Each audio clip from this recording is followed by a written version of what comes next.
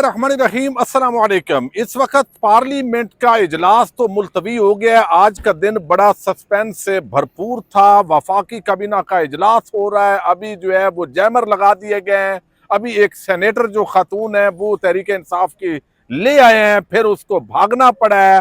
और ये सारी सूरत हाल आज हुई क्या है और मौलाना अब्दुल गफूर हैदरी की जो तकरीर है उसने कैसे मामले को उल्टा है और बिल आखिर अडयाला जेल के दरवाजे क्या किसी वक्त भी खुल सकते हैं। वैसे तो ये पार्लियामेंट मेरे सामने है, ये बिल्डिंग्स आपको नजर आ रही हैं, ये आप देख सकते हैं। और इसी की तरह मुझे याद आता है कि किसी शायर ने कहा था किसी बड़ी कोठी को देख के कि ये सामने जो कोठी नजर आ रही है बुलंदी पे अपनी ये इतरा रही है, जरा इसके गमले के फूलों को सूंघो, इसमें खूने गरीबा की बू आ रही है। लेकिन यहाँ पे गरीबों की बात करने की बजाय इस पार्लियामेंट के जो नुमाइंदे हैं वो इतने बेतौकीर हैं, वो छुप रहे हैं, अगवा हो रहे हैं। यहाँ पे रोना पीटना शुरू हुआ है। आज इजलास होने थे लेकिन वो इजलास जो है वो क्यों नहीं हो सका और कल हुआ और फैसल वाडा ने बड़ी आज जो रावी है वो भी चैन और चैन लिखता रहा। इस सारी सूरत हाल पर हम बात करेंगे। मेरे साथ मौजूद हैं जी सीनियर कोर्ट रिपोर्टर भी हैं, पार्लिमानी अमूर को भी जानते हैं, फ़हीम अख्तर साहब। आजकल वैसे जो मौलाना साहब और तहरीक इंसाफ के मामलात हैं उसके तो ये अंदरूनी खबरें इनके पास होती हैं। फ़हीम भाई बहुत शुक्रिया। Welcome sir. फ़हीम भाई आज बड़ा आपने देखा, मैं इंट्रो दे चुका हूँ, आप सुन चुके हैं कि ये अचानक क्या हुआ। हमने भी देखा कि यार इधर मैं देख रहा हूँ वो गाड़ियां आ रही हैं जा रही हैं, लेकिन फिर कल तक मामला चला गया है। देखें, आज मौलाना फजलुर रहमान और तहरीक इंसाफ को धोखा देने की हुकूमत ने कोशिश की, उनको ट्रैप करने की कोशिश की। मौलाना को और पीटीआई को दिखाई जा रही थी सजी और मारने लगे थे वो कभी। अच्छा। और कुदरत ने, या यूं देखें कुदरत का निज़ाम, वो सगलैन मुश्ताक साहब वाली बात बड़ी मशहूर है, कुदरत का निज़ाम हो या क्या कह सकते हैं कि गैबी मदद हो, वो ऐसी मदद आई कि हाथ पांव फूल गए। अच्छा, हाथ पांव फूल गए। आज प्रॉपर प्लान था, आज मुकम्मल प्लान था कि हमने आईनी तरमीम मंजूर करवा के जानी है। और जो प्लान था कि तहरीक इंसाफ और जो जमीयत उलमा इस्लाम है उनको माइनस करके हमने इसकी मंजूरी करवानी है, लेकिन हुआ नहीं। उसकी वजह यह है कि मौलाना फजलुर रहमान ने एक धमकी दी थी और फिर उस धमकी के बाद आज उसका एक थोड़ा सा मजीद ट्रेलर जो है वो गफूर हैदरी साहब ने दिखाया। कहते आप जबरदस्ती तरमीम करवा लो, कर लो, सड़कें भर देंगे जी। और वो जानते हैं सड़कें भरना कितना आसान है जमीयत उलमा इस्लाम के लिए। ऐसे ही मेरी इतलात के मुताबिक वजीर आजम हाउस जो कि इससे थोड़ा सा आगे है, या ऐवान सदर की साइड के ऊपर इस तरफ जो वजीर आजम हाउस है कैबिनेट के पीछे, वहां पर जनाबे वाला बड़े बॉस बैठे हुए हैं।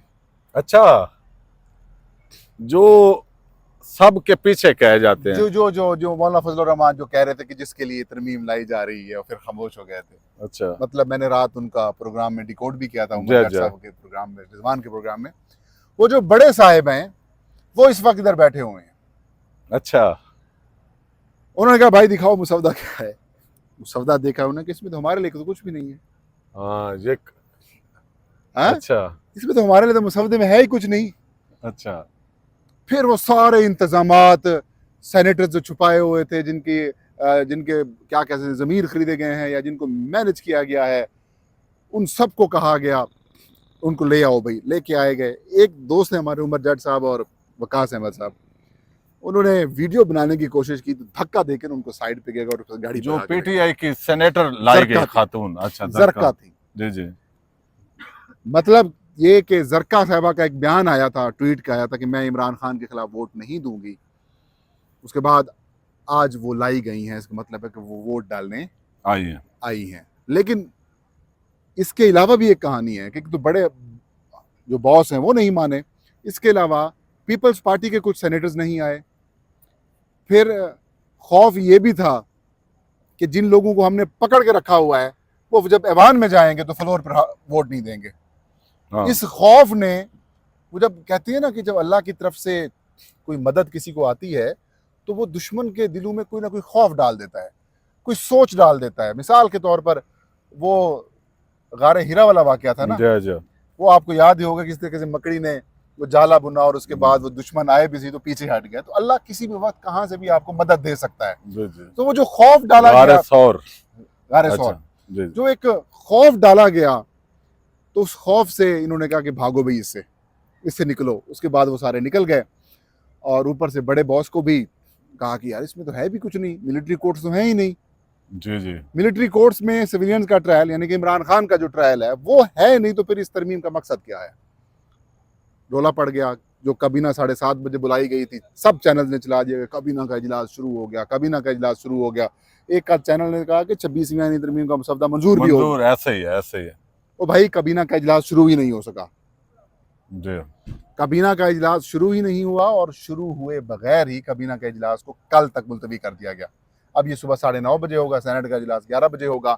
और वो जो प्लान तैयार किया जा रहा था कि इनसाइड स्टोरी ये है कि जब बिलावल भुट्टो जरदारी मौलाना को मिले हैं, उस मुलाकात में मौलाना फजलुर रहमान को बिलावल ने यह फरमाया है कि जनाब सारा मसौदा आपका होगा, मिलिट्री कोर्ट्स हमारी शामिल होंगी।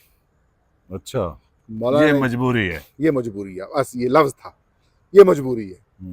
मौलाना ने कहा कि ये तो नहीं होगा, लेकिन फिर भी मैं अपने इत्तेहादी जो PTI है उसके साथ बात करता हूँ, अपोजिशन में हम, फिर उसके बाद देखते हैं। फिर बिलावल ने खुद यकीन दहानी कराई कि इमरान खान के साथ इनकी मुलाकात करवा दें। एवरीबॉडी नोज ऐसा कुछ नहीं होना। ठीक है, तो अब नाज़रीन, जो साजिद भाई, सारी कहानी ख़त्म हो चुकी है।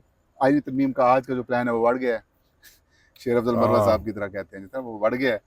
और अब हुकूमत मिन्नत तरला करने फिर मौलाना के घर पहुंची हुई है। अच्छा।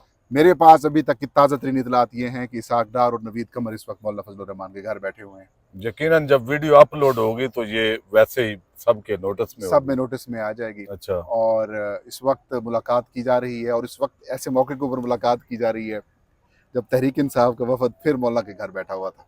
अच्छा, दोबारा पहुंचा हुआ था। कमाल है, हम तो आपके पीछे पीछे आज पूरा दिन। तो तहरीक इंसाफ का वफद जिसमें अली जफ़र साहब थे, जिसमें हामिद खान साहब हैं, जिसमें अल्लाह भला करे आपका सलमान अकरम राजा हैं, ये मौलाना के साथ खाना खा रहे थे। अच्छा। मौलाना के साथ ये खाना खा रहे थे कि अचानक इसाक डार, डिप्टी वज़ीर आज़म, वज़ीर ख़ारजा नवीद कमर साहब, ये भागते भागते मौलाना के घर पहुंच गए। और अब इनकी जो मुलाकात है वो मौलाना फजलुर रहमान के साथ जारी है। मिन्नत समाजत तरला जो है वो किया जा रहा है, लेकिन बात नहीं बन पा रही। अब देखते हैं कल क्या होता है। लेकिन एक चीज़ आपको मैं साजिद साहब बता दूं, अच्छा। मौलाना फजलुर रहमान को अगर इन्होंने छेड़ लिया दोबारा, पहले भी छेड़ा है, जिसके असरात आपने देखे कि वज़ीर आज़म को रात 2-3 बजे तक अगवा है सेनेटर। जी, अभी तक उनका सेनेटर सुनने में वापस आ गए हैं। जी जी, बेटा बता रहे हैं कि अभी भी अगवा है। अगवा है। तो बात यह है कि मौलाना ने एक प्रेस कॉन्फ्रेंस में ये कहा कि बदमाशी जो तुम कर रहे हो उसका रास्ता हमें पता है, छोड़ दो ये काम। उसके बाद हमने देखा वज़ीर आज़म रात को बगैर प्रोटोकॉल के किसी और की गाड़ी में मौलाना के घर पहुंचा है, बिलावल भुट्टो पहुंचा है, जो मिन्नत समाजत हुई है कि सर हमारे बस में नहीं है। तो और अब अगर मौलाना फजलुर रहमान के साथ ये वादा करके, कमिटमेंट करके आप उनकी खान साहब के साथ मुलाकात नहीं करवाने देते, और ये कमिटमेंट करके कि आप जो चीज़ें मसवदा इधर से अप्रूव नहीं हुआ, मौलाना फजलुर रहमान को कहा गया कि आप जो मसवदा देंगे वही होगा, ये इजी हो गए। इन्होंने कहानी शुरू कर दी। मौलाना छोड़ेंगे नहीं इनको, मौलाना इनको ऐसा नहीं, ऐसा उधर तक लेके जाएंगे, क्योंकि उनको, मौलाना को तहरीक इंसाफ की कमजोरियों का पता नहीं था। जी जी। लेकिन मौलाना को पीपल्स पार्टी मुस्लिम लीग नून की कमजोरियों का पता है। ऐसे ही है। मौलाना फजलुर रहमान कहते हैं कि जब मैं सियासत में आया था 27 का था, अब मैं 72 का हो गया हूँ। जो पहले वाला फिगर था वो पीछे चला गया है, और जो पीछे वाला फिगर है वो आगे आ चुका है, और मेरी दाढ़ी खाली थी अब सफ़ेद हो चुकी है। मुझे पता है कि कहाँ से क्या गेम करनी है, कहाँ से कौन सी चाल है वो चलनी है, और कहाँ पे कहाँ मूव जो मैंने पहुँचानी है। तो ये जितना जोर लगा लें साजिद साहब, मौलाना फजलुर रहमान को अगर ये माइनस करते हैं तो फिर इनकी हुकूमत का काउंटडाउन शुरू हो जाएगा और ये आईनी तरामीम सारी खत्म हो जाएगी। ये बात आपकी ठीक है, लेकिन ऐसे लगता है आज भी जो तासर दिया गया, अचानक वही बात जो हम उधर से मौलाना साहब के घर के सामने तो पता चला, पार्लियामेंट के इजलास और ये सारा साथ काबीना इजलास, अगर कल के जिस तरह आज जल्दी है और ये कोई अप्रूवल हो जाती है, तो इसका मतलब है कि फिर मौलाना को तो इन्होंने खुद ही मजीद मकनातीस की तरह PTI के साथ बांध दिया है। बेसिकली आपको मैं एक अटेम्प्ट बताता हूँ कि JUI और पीपल्स पार्टी के दरमियान इत्तेफाक होता है मौलाना फजल रहमान के मसवदे के ऊपर। इस इत्तेफाक को खराब करती है नून लीग। हाँ, जब गेम हाँ पॉइंट नोट कीजिएगा, जी रायवंड में इत्तेफाक नून लीग का खराब करने की कोशिश की जाती है और वो इत्तेफाक टूट जाता है। जी फिर दोबारा PTI के साथ मौलाना फजल रहमान का इत्तेफाक होता है और पीपल्स पार्टी उसके साथ आ जाती है। ठीक हो गया। फिर मुस्लिम लीग नून ने देखा कि यार कहानी तो यहाँ पर खराब हो रही है, जी उन्होंने आज काबीना वाली हरकत फरमाकर वो दोबारा खराब करने की कोशिश की। बिलावल कह के आया है PTI को और मौलाना फजल रहमान के घर on the behalf of Maulana, on the behalf of government, कि मैं आपको इमरान खान तक रसाई दिलवाता हूँ। जी ऊपर से काबीना मंजूर करवा लिया आपने, काबीना बुलवा लिया आपने, सेनेट का इजलास बुला लिया। ये क्या कर रहे थे? ये तो बिलावल को नीचे दिखा रहे थे आप। हाँ, इसका मतलब है एक ये दफा आपस में लड़ रहे हैं। बेसिकली नून लीग को ये बर्दाश्त नहीं हो पा रहा कि आईनी तरमीम के लिए मौलाना फजल रहमान इसके बिलावल के साथ हाँ। इत्तेफाक कराए हैं जी जी और बिलावल मौलाना फजल रहमान के साथ इत्तेफाक कराया है कि हम तो नहीं कर सके, ये कैसे कर लें। ऐसे अब ही है। वो ड्रामेबाजी चल रही है, वो तमाशा चल रहा है और आपस में इनकी रेस लगी हुई है और इसमें अल्टीमेटली नुकसान ही इनका अपना होगा। जी बहुत शुक्रिया, बहुत बड़ा इंकशाफ किया है, बहुत अहम खबर दी है। बड़े साहब से लेकर छोटे साहिबान तक इस वक्त चल के आ रहा है और जो मौलाना फजल रहमान है उनकी रहशगाह पर दोबारा जो वफूद पहुंचे हुए हैं PTI और हुकूमत, मरकज़ निगाह मौलाना फजल रहमान है। तमाम तर अपडेट्स आपके सामने रखेंगे मज़ीद भी, और इजाज़त दीजिएगा। पाकिस्तान जिंदाबाद।